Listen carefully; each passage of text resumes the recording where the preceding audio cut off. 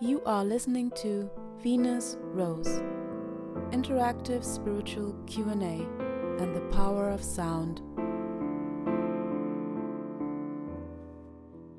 Music is like sunshine. Hello, conscious souls. How are you feeling? I welcome you to a special Solstice episode. On the Northern Hemisphere, where I live, we have the longest day, initiating summer. And on the Southern Hemisphere, we have the longest night, leading into winter. The sun is moving into the zodiac sign of Cancer, cardinal sign of water, the first water sign in the new cycle.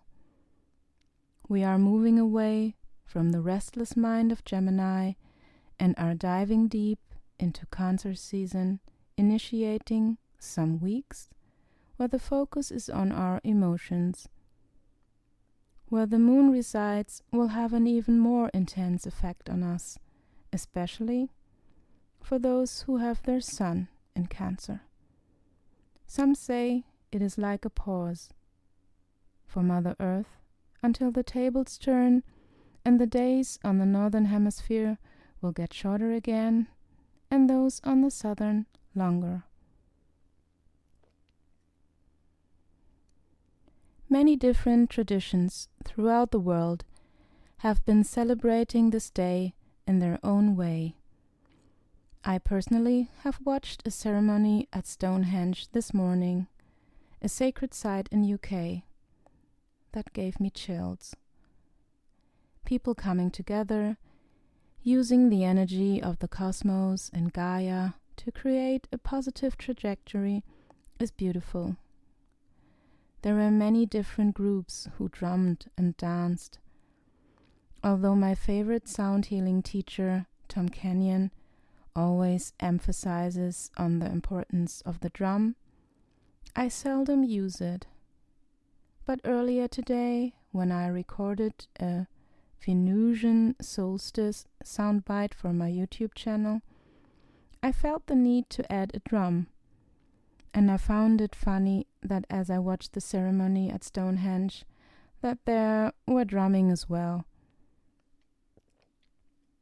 I will leave this soundbite in the show notes via link of my YouTube channel named Crystal Seraphim Sounds. I'm working on a series of soundbites which will be released there for all starseeds who want to connect with the energy codes of the planet of their soul's origin. Moving. The drums are calling us to move our physical bodies. Everyone listens to the kind of music that makes them move. It is scientifically proven that when you move your hips, new neurons are built in your brain. My personal association for the energy of the zodiac sign Cancer is a river. Water is moving, sometimes faster, sometimes slower, but always headed in a certain direction. It wants to flow, just like our emotions want to flow. They want to be acknowledged and felt. Cancer is the sign of the mother and the moon. It is bringing in focus what runs in our blood, conscious or unconscious, but I will go deeper into that later. What our ancestors felt in their bodies is transcended into us, whether we are aware of it or not. I was asking my higher self the last days where I should put my focus on for the Solstice episode. Initiating summer in Cancer, I thought something else would come up. Unlike the usual procedure to go for a question, I decided not to single out a specific feeling, but to paint a picture of my interpretation, how emotions work in this game called life, and why they have such a great impact. I begin every episode with the same question, asking every one of you listeners how you are feeling. There is a purpose behind it, most of the time with me when I am working, not only because I can be very strategic if necessary, but because of so many layers that are showing themselves when you enhance your heightened abilities. From the astral plane, where the third eye is more needed than the physical ones, things often look very different. They have a deep impact on stuff that is playing out in the 3D, the physical plane. The desire to invite you to focus on what is moving you is big, because the frequency that is dominating our being is creating our world. I will repeat it once more. The frequency that is dominating your being is creating your world. This is just one sentence, quickly said, but its importance is almost impossible to measure. Unfortunately, we are not taught how the stuff works. Manifestation is a big theme nowadays. I don't know if it is since the famous book The Secret came out or even earlier. In the German-speaking countries, there was a very popular lady called Moore, who wrote the Cosmic Ordering Service, a small book. It was about how to send out your wishes to the universe in a way that they are fulfilled, or how to use the so-called ordering service properly. I can remember how she described that she made a list for the universe about the traits her next partner should have, very detailed, and the next one she met and lived with for a while fulfilled all criteria. Still, she wasn't happy.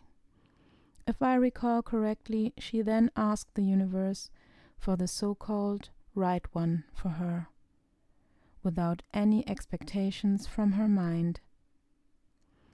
I'm not sure she met her husband then, but definitely someone she was happy with. Back then I thought, yes, I have noticed that things do show up that you ask for, but not everything. And why is that? I wanted to know how it works, and it took me years, and I'm still learning in this universe.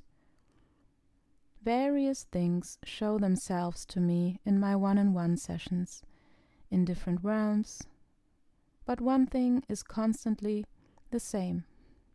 Emotions are always the fuel. Whether in past parallel lives or at present, intense emotions function as catalysts for motivation or change, most of the time initiated through relationships of any kind, in positive or negative ways. Just like in the movies when a character dies, and the emotional repercussions are used as groundwork for the remaining characters to evolve. From my point of view, it is an old pattern that humanity was trained with, that pain is the only way to transform. Working with animals and seeing children grow, I believe that positive perspectives are more helpful. That does not mean they need no boundaries. On the contrary, guidance is best, in my opinion, when it is coherent. At least tries to be balanced. Clarity and consistency are crucial. Every being follows when they can feel peaceful and safe around you. What makes things complicated is that there is not only one knot to dissolve.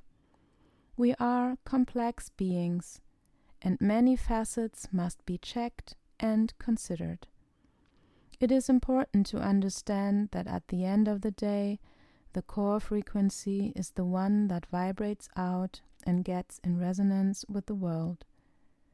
What I mean is, you can imagine things all you want in your mind, but how you feel in your skin and in your super subconscious mind, how I call it, will determine the outcome of your manifestation. Yes, and what you do for it as well. But working smart is better than working hard, at least in my opinion. Analyzing what lies in your subconscious programming, which runs your behavior 95% of the time, is one of the major aspects. The ego and the conscious mind have a small amount of percentage in overview, but still think they are in control. What you feel deeply inside will get in resonance. You can tell yourself you are not afraid of water, as an example. But my bet is, if you have a lingering fear to go into a lake or the sea, you will not shake it off just like that. You would need to investigate, where does this fear come from? Childhood experience, or a fearful parent, or an ancestor that drowned horribly, perhaps? As soon as this would be released, the fear is not part of your core frequency anymore. This was just an example how undercurrent emotion works in your subconscious mind. Most of the time, it is about scarcity or money. Many of our ancestors around the world have starved, so the fear of not having enough is deeply ingrained in most of us. Not dependent from the present situations we are living in. One can get stuck through old ancestral patterns, believing money is more important than love, for example. You can be a billionaire and still feel there is not enough. It is the same with eating and food. Look at the industries. I believe that those which are mostly dependent on the emotions of their target audiences or groups are making the most money. Not only the entertainment industry, but sports as well, isn't it? I'm observing here, just want to bring more awareness to you on how emotions are running the show. In order to be more happy or feel the emotions you want to experience and manifest what you desire in your life, you have to work on yourself and understand what needs to be released from your subconscious mind in order to make healthier and happier choices with your conscious one. There is a lot of help out there, whether with a classical psychiatrist, a life coach, or a sound journeyer like me, because sound and frequency goes through everything. It touches everything, imbues everything, and is able to help you release anything you want to let go. The current times are challenging, and in case you do not want to make it totally alone, it is best navigated with a guide who can assist you to go into the right direction. But the will to be healed must come from deep within you. Listen to your heart. It will lead the way. It is the master of your emotions. I love to hear from you. Cancer season is starting today. The emotions are in front and center. Mother themes, family, the home, everything in this area can be included. You can leave questions in the comments of my YouTube channel, named Crystal Seraphim Sounds, or my Instagram. For those of you who do not have social media and love to send questions, or would like to book a one-on-one session to go on a soul sound journey with me to explore and release emotions that are not needed anymore, send me an email for further details. You can find everything in the show notes. Thank you for tuning in. I wish you a beautiful start into the week. Love to you all. Rose.